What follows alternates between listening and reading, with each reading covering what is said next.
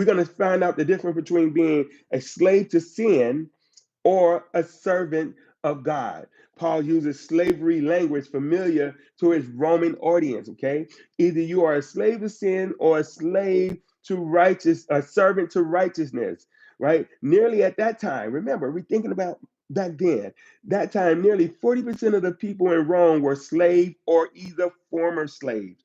Let that sink in for a moment. Let that sink in. 40% of the population in Rome were either slaves or former slaves. Mm, wow. Hey, Brother Charles, God bless you. Now, chapter 7, we're going to find out all about the struggle. Hey, Charmaine, God bless you. We're going to find out all about the struggle. You know how they say the struggle is real? Paul is sharing his internal war. And the things that he want to do, he don't do. And the things he ain't supposed to do, he find himself doing it, right? Even the most devout followers have a battle with sin. Ah, I wonder if we can really be honest and say we have a battle with sin, that we struggle sometimes with sin. I want to know if anybody here can be honest enough to say, you know what?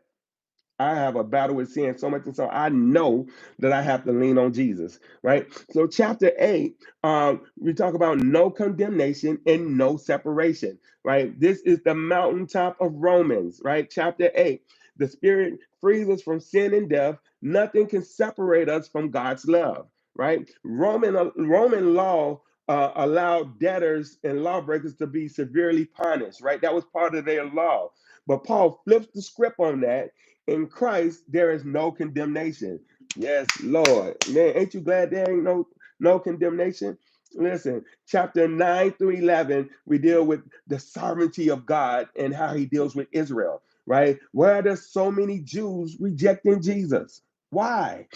Paul reminds them God has always had a remnant, right?